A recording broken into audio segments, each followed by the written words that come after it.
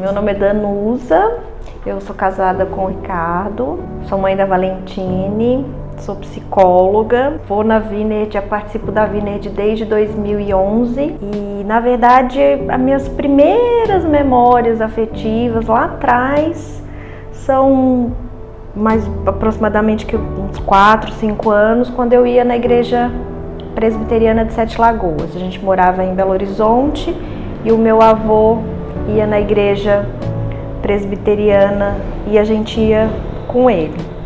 Meu avô faleceu, eu tinha 6 anos de idade e aí a gente parou de frequentar a igreja presbiteriana. Depois eu voltei a frequentar a igreja presbiteriana em Belo Horizonte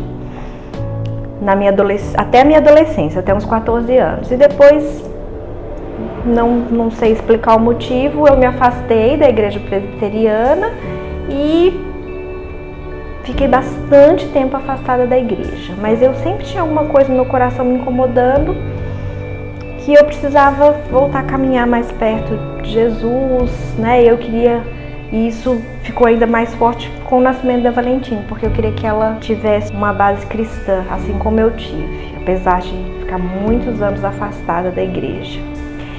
E aí eu conheci a Vineyard em 2011 e aí fez toda a diferença na minha vida por causa do Milton, por causa da Érica, né, do exemplo que eles sempre foram para mim. E aí logo depois o Rico começou a frequentar a igreja, apesar dele falar que ele era católico, né, que ele não era crente, mas ele começou a frequentar a igreja também por influência das pessoas, né? E todo mundo sabe, eu sou de Belo Horizonte, mas foi ali que eu encontrei uma segunda família.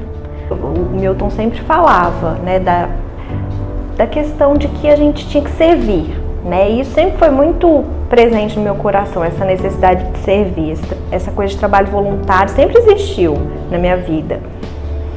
Mas quando eu comecei a frequentar a Vineyard, fez todo sentido, né? E aí eu entendia por que esse trabalho voluntário sempre queimava aí no meu coração. Eu me envolvi com o Ministério Infantil quando eu entrei na igreja, até por causa da Valentine, né? Que ela ficava na salinha, então eu tinha a necessidade eu sentia no meu coração que eu precisava ajudar. E aí eu fiquei 2 anos ajudando no Ministério Infantil, mas essa questão do adolescente eu acho que tem mais a ver com a questão da prevenção, que é o que eu faço lá na saúde mental, né? Do uso de álcool e drogas. E o papo eu acho que veio de encontro a tudo isso, né? O surgimento do papo tem tudo a ver com aquilo que incomodava no meu coração, né? Das crianças não serem acolhidas, de tirar essas crianças da rua, né? De ter alguma coisa para elas fazerem ali dentro. Já veio liderar o grupo caseiro, que eu não esperava, e que o Milton meio que me colocou, e eu não estava nem sabendo que eu estava liderando. Na hora que eu vi, eu já estava liderando. E aí veio a necessidade do grupo de casais também, que foi uma necessidade que surgiu no nosso grupo. E aí veio o chá das mulheres, que também foi uma necessidade do meu grupo, que a gente precisou se organizar para poder fazer um entrosamento. E aí, né, na Vineyard é assim, você começa a fazer uma coisa, de repente você está fazendo 10, né? E você tá totalmente... É uma família mesmo. Eu falo assim, que o trabalho que a gente tem com a família é o trabalho que a gente faz ali, né? E tudo tem a ver com amor, né? O amor que o Milton prega todos os domingos, né? Que é servir, que é fazer pelo próximo. E não tem nada muito... É que eu tenho essa tendência... Eu vou pegando. Na hora que eu vejo, eu tô mais... Não tem nada de especial, né? Quer dizer, tem muito de especial, mas não tem nada de mirabolante, né? É o simples, é o estar junto, é o se envolver com as coisas da igreja, com as coisas que... Eu acho que é o que Jesus, se ele estivesse aqui, ele falaria pra gente, né? Servir o próximo. Que é o que eu acho que é o que faz todo sentido, né? Eu acho que a Vineyard não é uma igreja que prega, É uma igreja que faz aquilo que está escrito. Tem igreja que prega aquilo que está escrito. Lá é uma igreja onde as pessoas fazem o que está escrito, né? Então, quando você está num ambiente assim, é muito fácil fazer, porque todo mundo está fazendo, né? Então, você acaba se envolvendo, querendo fazer também. A gente viu a Danusa falando, a gente lê aqui na Bíblia e hoje eu vou me propor a falar sobre Abel. Uma oferta que fala até hoje, Hebreus 11, versículo 4. Todo mundo achou aí? Estou ouvindo folhas mexendo ainda. Hebreus 11, 4. Pela fé, Abel ofereceu a Deus um sacrifício superior ao de Caim. Pela fé, ele foi reconhecido como justo quando Deus aprovou as suas ofertas. Embora esteja morto, por meio da fé ainda fala. Vamos orar novamente. Senhor, essa tua palavra que foi lida, Deus, nós cremos que a tua palavra é a verdade, ó Deus. Eu oro para que o Senhor nos guie, Senhor, por essa verdade, por esse caminho. O Senhor nos traga a luz, ó Pai, entendimento daquilo que nós vamos conversar aqui, Deus, e que as sementes que foram lançadas no meu e no nosso coração sejam frutíferas, ó Pai, ao tempo certo, Senhor. Amoleça o nosso coração, nos deixa dispersos daquilo que o Senhor tem a falar, Deus, através da tua palavra, Deus. Guia-nos, Deus, em nome de Jesus, Pai. Amém. Amém. A história de Abel é uma história curtinha, né? Vocês já viram na Bíblia a história de Abel? Qual que é a história de Abel? Quem que são os pais de Abel? Quem que são os avós de Abel? Aí é revelação sua. Abel, não tem como falar de Abel sem falar de Caim. É interessante que a única coisa que ele fez, que a gente olha, o que ele fez? O que Abel fez? Ele deu uma oferta e depois ele morreu. Ele foi assassinado, certo? Acabou a história. A história é curtinha. Por que ele é tão relevante? E aqui em Hebreus 11, aqui o que os teólogos chamam de a galeria dos heróis da fé. Os caras que fizeram diferença na vida de muitas pessoas e que são referência para nós hoje em dia. E o Abel está aqui, cara, nesses heróis da fé. Mas a história dele é tão curtinha, uma oferta que tantas pessoas fizeram, uma oferta que foi repetida tantas e tantas vezes na história. E por que Abel está aqui? O que ele representa? O que ele foi tão importante? Eu acho que, imagina Abel e Caim. Caim é o primogênito, os filhos de Adão e Eva. Os pais saíram do jardim do Éden, do paraíso, e teve Caim, depois teve Abel. Imagina, Adão conversando com Caim, com Abel, como era o paraíso. Imagina eles trocando ideia. Filho, o negócio era diferente. Lá no paraíso a gente tinha contato direto com Deus. Ele vinha conversar com a gente todo final de tarde. Você não imagina como era. E Adão conversando com os filhos e tentando explicar um pouquinho da relação que eles tinham com Deus e o que aconteceu. E em um determinado momento a bola passou para os filhos. Em determinado momento chegou e falou assim: agora vocês que vão adorar o Senhor, é uma decisão de vocês. Passou a bola para eles. E chegou Caim, foi lá, pegou os frutos. Caim era agricultor, pegou os frutos da terra, entregou de oferta para Deus. E Abel ela cuidava de ovelhas, cuidava de animais, pegou os animais, sacrificou e entregou para Deus. Vamos ler isso aí lá em Gênesis? Gênesis 4.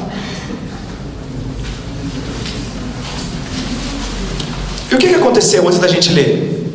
Vocês lembram o que aconteceu? Ninguém lembra? Tiveram duas ofertas. O que aconteceu? Deus aceitou as duas? Deus aceitou de quem? Aceitou a oferta de Abel? Por quê? Vamos tentar ver juntos aqui? Vamos lá. Gênesis capítulo 4. Adão teve relações com Eva, sua mulher, e ela engravidou e deu luz a Caim. Disse ela: com o auxílio do Senhor tive um filho homem. Voltou a dar à luz, dessa vez Abel, irmão dele. Abel tornou-se pastor de ovelhas e Caim agricultor. Passado algum tempo, Caim trouxe do fruto da terra uma oferta ao Senhor. Abel, por sua vez, trouxe das partes gordas das primeiras crias do seu rebanho. O Senhor aceitou com agrado Abel e sua oferta, mas não aceitou Caim e sua oferta. Por isso, Caim se enfureceu e o seu rosto se transtornou. Agora eu descobri, cara. Aqui falou sobre... Deu um carneiro, deu sobre as partes gordas, cara. Então Deus gostava de uma gordura, entendeu? Aquele churrasco, quando sobe o cheiro da... É o cheiro da gordura que pegou. É a picanha que estava melhor. E Deus não gostava muito de alface. Qual que foi a relação? Por que Abel foi tão diferente? Por que Abel conseguiu se voltar? Que Deus se agradasse do coração dele e não de Caim. Existe uma explicação que alguns teólogos falam justamente sobre isso, porque é o sacrifício de animais, e fala sobre o sacrifício, depois o holocausto, e aí simboliza Jesus. O que eu vejo aqui, o que eu gosto de entender nesse texto, é que Deus não rejeitou a oferta de Caim, e Deus não aceitou simplesmente a oferta de Abel. Vamos ler de novo? Vamos ver se a gente vai junto nisso aqui? Vamos lá. Versículo 4, a parte B. O Senhor aceitou com agrado Abel e a sua oferta. Olha que interessante. Não é primeiro a oferta. Deus aceitou Abel e a sua oferta. E Deus rejeitou a Caim e a sua oferta. Então a questão não é a oferta, é o coração, é o caráter, é a pessoa. Isso muda totalmente a nossa leitura. Quando a gente acha que, quando a gente faz alguma coisa, e aí Deus fica olhando o que a gente faz, e a gente é medido por aquilo que a gente faz, isso é um perigoso, porque a gente pode cair num círculo de só fazer. Quero fazer para ser reconhecido. Eu quero fazer. E isso tem um nome chamado pragmatismo. É um palavrão que é mais ou menos assim: você é o que é certo. O certo é o que funciona. Então assim, não é assim o que é certo, é assim o que dá certo. Vou tentar melhorar. Um exemplo: um vendedor. Quem é vendedor aqui? O vendedor, o que ele tem que fazer na empresa? Vender, certo? E é o vendedor que vende, ele é um bom vendedor? Eu senti uma firmeza. Tá. Aí vamos lá. Só que para vender, ele vendeu, arrebentou de vender. Só que para ele fazer isso, ele mentiu com um monte de gente, enganou um monte de gente. Ele passou a perna. Aí chega o dono da empresa e olha, o que ele vai olhar? O pragmatismo, olha o resultado. Quanto que ele vendeu? Ótimo, beleza. E quando a gente olha para a Bíblia, a gente olha para a oferta de Caim e a oferta de Abel. Não é a oferta. Agora vamos um pouquinho mais fundo. Um pastor, outro exemplo. Um pastor vai lá e abençoa um empresário.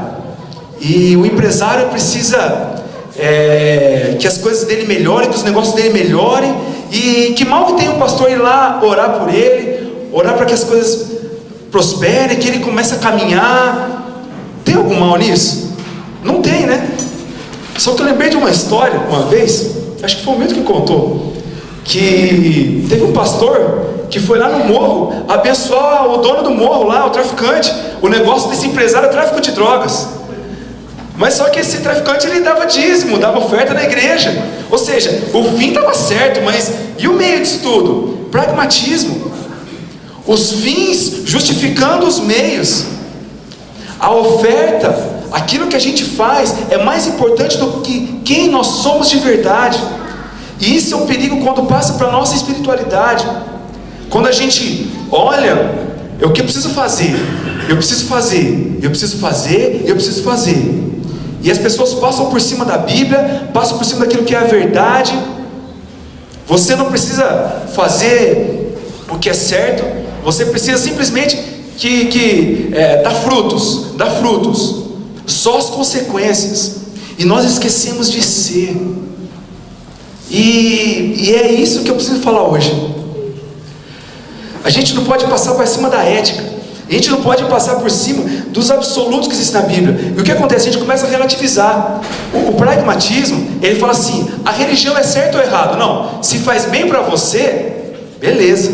Você já ouviu alguém falar isso aí? Se faz bem para você, tá tudo certo. Se a religião não faz bem para você, se ela vai contra aquilo que você acredita, se aquilo que Deus fala vai contra aquilo que acredita, então sai fora. Você não precisa mudar, o importante é você ser feliz. A gente é fera. Volta tudo pro homem. E quando a gente olha um Abel, gente como a gente, é muito legal, porque Abel, ele simplesmente foi um cara que tinha um coração, e ele estava afim de Deus, ele não estava afim de se mostrar. Quando Abel foi lá ofertar ao Senhor, ele simplesmente falou: Senhor, está aqui, essa aqui é a minha oferta. Eu coloquei o texto aqui de Romanos 12:1, que eu gosto muito. Rogo-vos, irmãos, que apresentei os vossos corpos como sacrifício vivo, santo e agradável a Deus, que é o vosso culto racional. O culto racional não é a gente vir na igreja. O nosso culto racional é nós nos apresentarmos ao Senhor. Vocês veem a diferença nisso? Vocês acham que você vir na igreja, você se apresenta ao Senhor? Você fazer alguma coisa, você dá esmola, ou você... O que faz a diferença? É você se apresentar ao Senhor, se apresentar quem você é. E a primeira coisa aqui que é importante, o livro de Gênesis foi escrito em hebraico, né?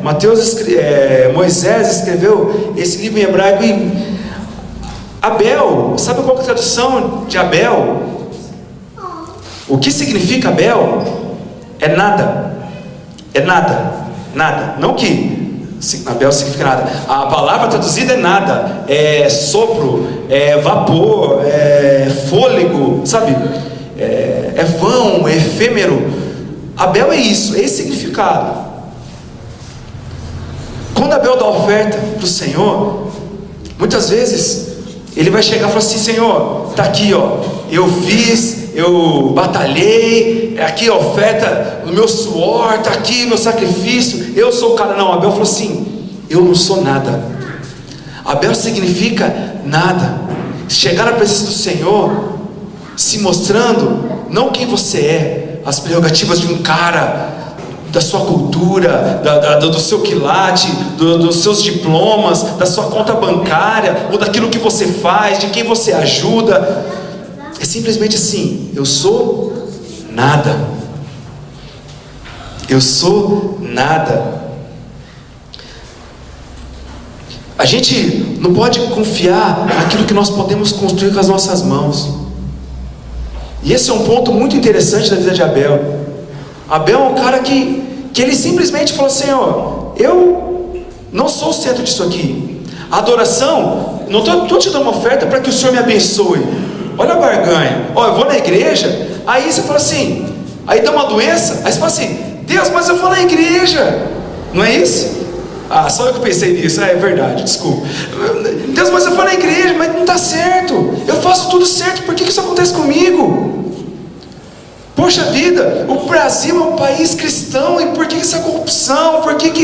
E a gente começa a se levantar e buscar argumentos, porque Deus não faz, sendo que a nossa posição é: Senhor, eu não sou nada. Eu sou o que sou pela graça do Senhor. O Senhor me alcançou. O Senhor me alcançou. A gente quer ser autônomo. A gente confia naquilo que é concreto. E quando a gente entra na espiritualidade, naquilo que Deus faz, a gente entra para o imponderável. A gente entra para aquilo que a gente não pode mensurar. A gente crê em milagre. Sabia que eu acredito em milagre, cara? Isso pode acontecer. Não está nas nossas mãos, mas a gente acredita. Isso pode acontecer ou não pode. A nossa função não é simplesmente falar assim, isso vai acontecer agora, já, aparece. Não é essa a função. A nossa função é orar e crer que Deus pode. Essa é a nossa função. Não simplesmente achar que tudo aquilo que nós vemos, aquilo que nós fazemos, que é o correto. Tem um paralelo entre amor e obediência. O que eles fizeram na oferta, o que foi? Foi obediência. Fizeram a oferta ao Senhor, beleza?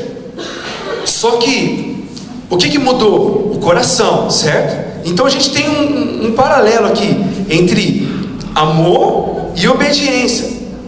Não adianta você só obedecer sem amar. E não adianta você só amar, cara, tá tudo certo, tá tudo lindo, cara, que igreja, nossa, tal, e você não se envolve. Pausa para reflexão. E não se envolve financeiramente, não se envolve com o seu tempo, com o seu talento, não pega nem um copinho que está no chão. Não adianta a gente achar que as coisas precisam mudar lá fora, se a gente vê uma injustiça e a gente fica de braços cruzados e a gente é o primeiro a pegar o celular para filmar os caras se acabando. A gente é o cara do gargarejo, que fica ali olhando o pau torar e a gente só fica curtindo. A gente tem que amar e a gente tem que obedecer. Esse paralelo tem que ficar claro, que é onde ficou claro em Abel. Abel, ele tinha o coração, mas ele também tinha ação. Isso é importantíssimo. E eu falei sobre aquilo que a gente pode construir. Caim, quando a gente continua lendo aqui o capítulo 4, o autor aqui, Moisés, ele começa a falar as consequências de Caim, dos descendentes de Caim. Eu vou ler rapidinho alguns que eu coloquei aqui. As cidades, elas começaram a ser construídas a partir de Caim, que a primeira cidade foi Enoque. Jabal foi os pais dos que moram em tendas, que fizeram casas, e dos que criam rebanhos, dos pecuaristas. Jubal foi aquele que foi precursor dos músicos e da arte. Tubal-Caim, da fábrica de armas.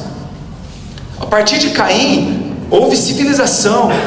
A partir de Caim houve aquilo que nós entendemos como sociedade. E isso é bom. Não estou falando que isso é ruim. A gente tem que trabalhar, tem que ralar. A gente tem que plantar. A gente tem que suar. A gente tem que ir para cima. Faca nos dentes, meu. A gente tem que fazer. Se não fizer, quem vai fazer para a gente? Tá certo, tem que fazer. Não é para viver de brisa. Não, vamos vender tudo e vamos... Paz e amor. Não é, meu. A gente tem que ir para cima sim.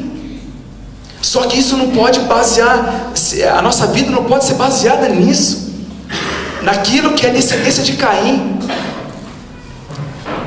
Abel morreu, só que Caim continuou. Adão teve um outro filho que chamou Sete. Filho de Sete foi Enos. E aí a Bíblia fala, foi nessa época que se começou a buscar o nome do Senhor. Nós temos que entender que a gente está numa zona cinzenta. Vocês estão conseguindo entender? Que a gente tem que ir para cima sim, a gente tem que ralar, a gente tem que pôr o pé na lama. Só que a gente não tem que viver baseado na lama que a gente põe o pé. Os nossos olhos têm que estar no Senhor. É Ele, e não por aquilo que nós fazemos. Não é recompensa nossa. Não é você, toma lá da cá, eu faço e você me dá. E se eu não recebo, o bicho pega, porque eu vou brigar com Deus, e eu vou exigir de Deus, e eu vou tomar posse da minha bênção. A gente não merece nada disso. E a gente precisa do Senhor.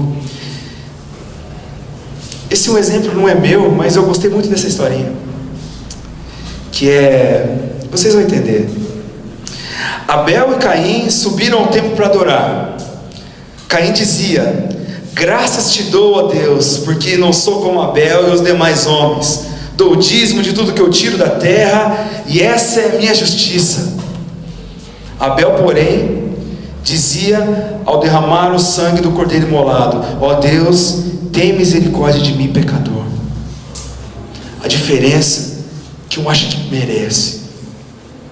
a outro, simplesmente: tem misericórdia de mim. Nós temos o que temos pela graça do Senhor. Nós somos o que somos pela graça do Senhor. Não é mérito nosso. Ok, a tua conta bancária pode ser mérito teu, até se estiver negativo, mas seu trabalho, seu currículo, a sua graduação, aquilo que você tem, a sua família que você ostenta tanto, as fotos no Face e os milhares de seguidores,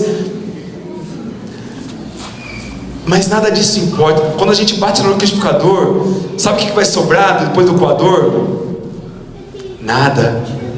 Nós não somos nada. Nós precisamos do Senhor, precisamos da graça dele.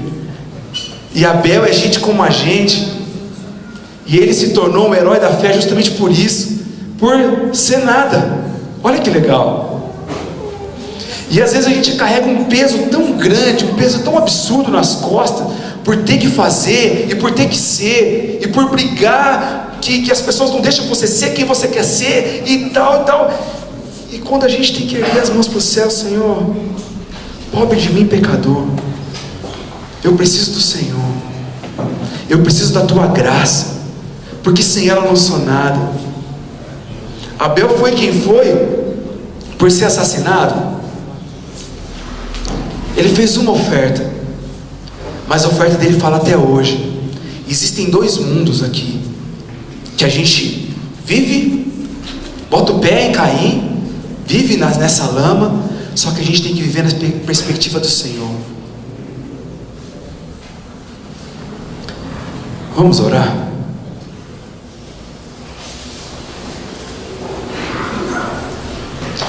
Te convidar a fechar os seus olhos e a gente pensar naquilo que a gente conversou hoje.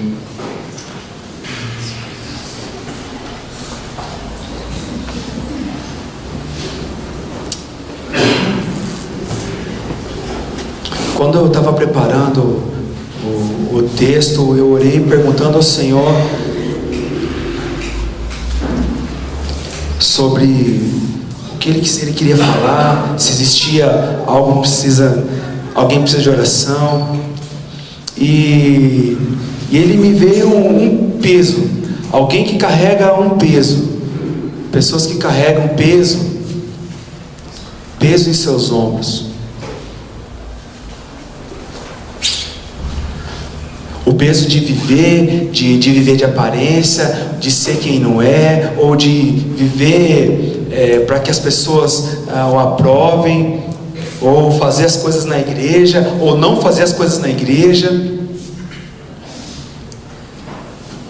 E esse peso tem se tornado uma constante.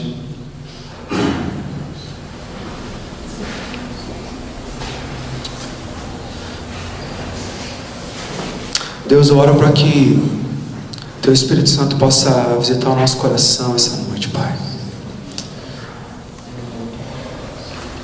Deus, existe